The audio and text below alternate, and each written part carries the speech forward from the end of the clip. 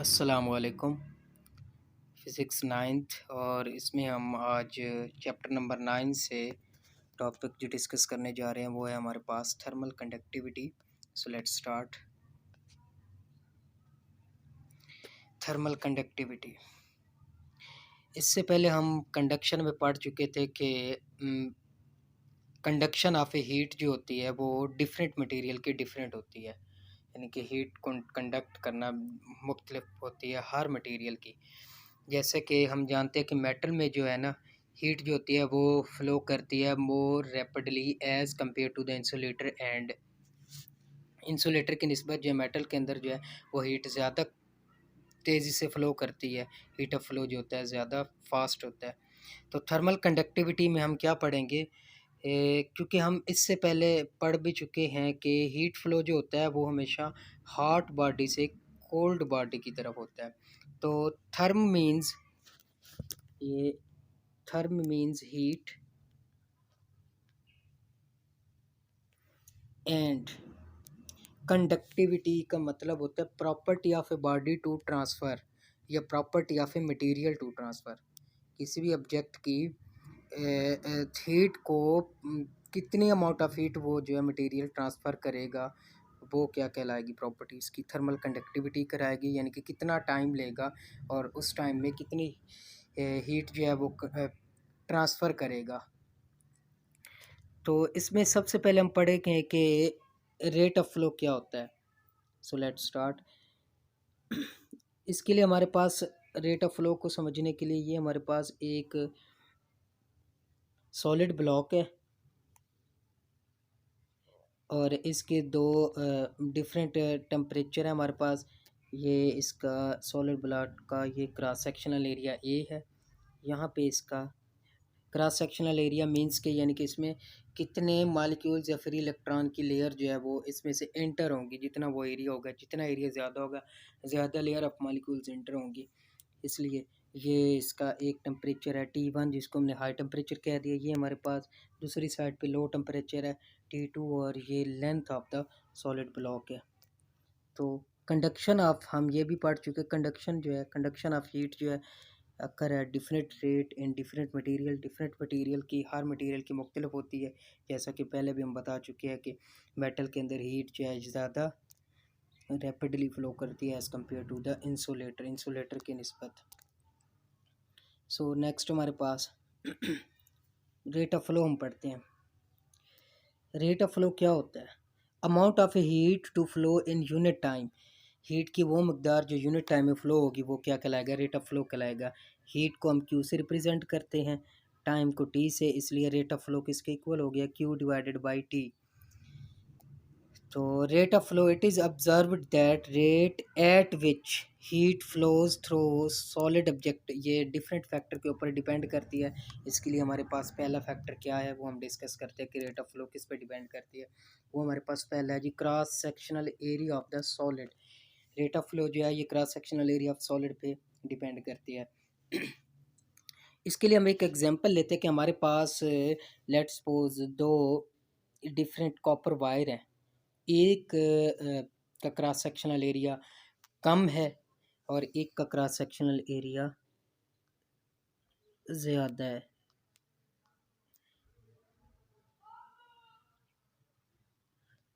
ये हमने दो डिफरेंट लेयर ली, एक का क्रॉस सेक्शनल एरिया थोड़ा ज़्यादा है, एक का क्रॉस सेक्शनल एरिया हमारे पास क्या है, ये ज़्यादा क्रॉस सेक्शनल एरिया वाली लेयर होगी और ये हमारे पास कम क्रॉस सेक्शनल वाले कॉपर वायर होगी। सॉरी, लेयर कह रहा था, वायर। अब जिसका ज़्यादा क्रॉस सेक्शनल एरिया होगा उसमें से ज़्यादा नंबर ऑफ़ मॉलिक्यूल्स और ज़्यादा नंबर ऑफ़ फ्री इलेक्ट्रॉन जो हैं वो उनकी लेयर पास थ्रू हो सकेगी, क्योंकि ये इसका एरिया क्रॉस सेक्शनल ज़्यादा है एक कॉपर वायर का, इसका क्रॉस सेक्शनल एरिया बहुत कम है इस वायर में। अब क्या होगा, इसमें से ज़्यादा नंबर ऑफ़ लेयर, इस let's suppose 3 number of layer बनती है और इसमें तो क्रॉस सेक्शनल एरिया कम है, इसलिए 2 लेयर ऑफ मॉलिक्यूल्स या फ्री इलेक्ट्रॉन होगी। अब जिसमें लेयर ऑफ मॉलिक्यूल्स या फ्री इलेक्ट्रॉन ज़्यादा होंगे उसका रेट ऑफ फ्लो भी क्या होगा, ज़्यादा होगा।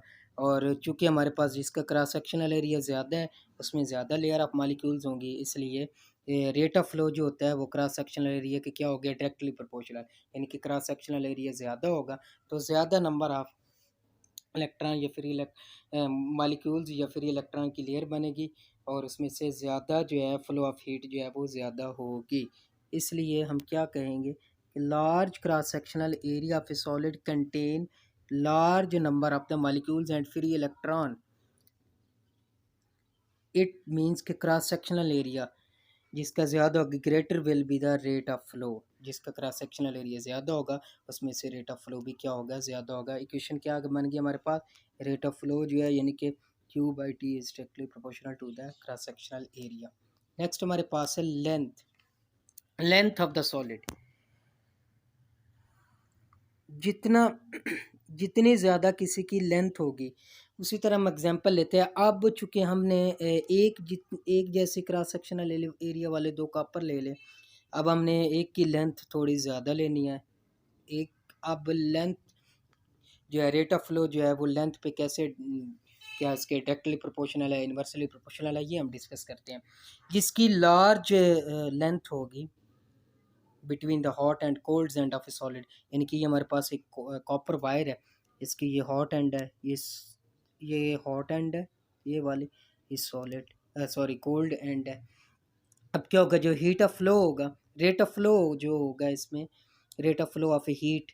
अब यहाँ से जो मालिक्यूल जाएंगे उसके लिए चूँकि लेंथ ज़्यादा है तो उसको दूसरी साइड पर कोल्ड एंड पर इस कॉपर वायर के पहुंचने में ज़्यादा वक्त लगेगा। यानी कि रेट ऑफ फ्लो क्या हो गया एज़ कम्पेयर टू, अगर इसकी हम एग्जांपल है जो हमारे पास कॉपर वायर थी जिसकी लेंथ कम थी, इसमें जो हॉट एंड से कोल्ड एंड की तरफ जो मालिक्यूल्स जाएंगे तो उनको बहुत कम वक्त लगेगा क्योंकि लेंथ इसकी कम है। इसका मतलब जो रेट ऑफ फ्लो है वो क्या हो गया, inversely proportional to the length. Length अगर ज़्यादा होगी तो to conduct the heat to colder end जो है वो हीट को कंडक्ट करना कोल्डर एंड के लिए वो क्या हो जाएगा, स्लो हो जाएगा, कम हो जाएगा, स्मॉलर हो जाएगा। अब इसी को हम क्या कहेंगे, larger the length between the hot and cold end of a solid more time will be take to conduct the heat to the colder end. यानी कि ज़्यादा अगर लेंथ होगी तो कोल्डर एंड की तरफ हीट कंडक्ट करने में ज़्यादा वक्त लगेगा and smaller will be the rate of flow. In other word we can say that rate of flow जो है वो inversely proportional to the length of the solid है। लेंथ ऑफ द सॉलिड की क्या है, इन्वर्सली प्रोपोर्शनल है। इसके बाद टेम्परेचर डिफरेंस, जितना टेम्परेचर डिफरेंस ज़्यादा होगा between the different faces of the solid उतना रेट ऑफ फ्लो क्या होगा, ज़्यादा होगा। Greater the temperature difference greater will be the rate of flow of the heat. क्योंकि हमारे पास कॉपर वायर है, एक तरफ टेम्परेचर ज़्यादा है, हॉट कूल्ड एंड है, हॉट एंड और कूल्ड एंड के दरमियान टेम्परेचर डिफरेंस जितना ज़्यादा होगा वो उसमें से जो हीट फ्लो करने का रेट होगा वो क्या हो जाएगा, बढ़ जाएगा। यानी कि रेट ऑफ फ्लो जो है ये क्या हो गया, directly proportional to the temperature difference between the ends of a solid. Greater will the temperature difference, यानी कि T1 हमारे पास हाई टेम्परेचर है, T2 हमारे पास लो टेम्परेचर है। टेम्परेचर जितना ज़्यादा होगा between the faces of a solid greater will be the rate of flow of a heat. Heat of flow जो है, रेट ऑफ फ्लो जो है वो भी क्या हो जाएगा, ज़्यादा हो जाएगा। अब हमने थ्री डिफरेंट पॉइंट पढ़ लिए। एक के रेट ऑफ फ्लो जो है वो directly proportional to the cross sectional area A के डायरेक्टली प्रोपोर्शनल था, लेंथ के इन्वर्सली प्रोपोर्शनल था, और टेम्परेचर डिफरेंस बिटवीन एंड्स जो है इसके भी क्या है, डायरेक्टली प्रोपोर्शनल है। इन तीनों फैक्टर को कंबाइन करेंगे तो rate of combining the above factor, sorry, इनको कंबाइन करेंगे तो रेट ऑफ फ्लो क्या हो गया, directly proportional to the area, temperature difference and inversely proportional to the length. तो ये हमारे पास रिलेशन बन गया। प्रोपोर्शनैलिटी के सिंबल को ख़त्म करेंगे तो कांस्टेंट ऑफ प्रोपोर्शनैलिटी के आ गया, के क्या कहलाता है। इक्वेशन हमारे पास यू बन गई कि रेट ऑफ फ्लो जो है वो क्या बन गया, rate of flow is equal to the K A T1 negative T2 divided by L. अब के क्या है here k is the proportionality constant and called the के प्रोपोर्शनैलिटी कांस्टेंट है, उसको हम क्या कहते हैं, thermal conductivity of the solid कहते हैं। के की वैल्यू डिपेंड किस पे करती है, ये डिपेंड करती है द वैल्यू ऑफ के depends on the nature of the substance, substance की नेचर पे डिपेंड करती है। यानी कि डिफरेंट मटेरियल के लिए थर्मल कंडक्टिविटी यानी कि के की वैल्यू डिफरेंट होगी, सॉरी, डिफरेंट मटेरियल के लिए थर्मल कंडक्टिविटी यानी कि वैल्यू ऑफ द के विल बी द डिफरेंट। अब के क्या हो गया, उससे हमने के की वैल्यू निकाल ली, तो क्या रिलेशन बन गया, K is equal to Q T multiply L divided by A T one negative T two. ये हमारे पास थर्मल कंडक्टिविटी के लिए रिलेशन आ गया। थर्मल कंडक्टिविटी को डिफाइन कैसे करेंगे कि rate of flow across the opposite faces of any material whose temperature difference is 1 kelvin is known as the thermal conductivity of that substance. एक बार फिर से रिवाइज करते जाएं। Rate of flow of a heat across the opposite faces of a meter cube of a substance maintain at the temperature difference of the 1 kelvin is called the thermal conductivity. यानी कि क्या है, rate of flow जो है वो हमारे पास जो दो डिफरेंट अपोजिट फेसेस थी, चूंकि हमारे पास लेट्स सपोज ये जैसे एक सॉलिड ब्लॉक था, तो ये इसका एरिया क्रॉस सेक्शनल, ये इसकी लेंथ, ये दोनों अपोजिट फेसेस है। रेट ऑफ फ्लो जो है इन दोनों के, यानी कि रेट ऑफ फ्लो जो है across the opposite faces of a meter cube of a substance, और इन दोनों के दरमियान, इस पॉइंट के दरमियान यानी कि इस पॉइंट के दरमियान और इस पॉइंट के दरमियान जो टेम्परेचर डिफरेंस है वो क्या है, 1 केल्विन है।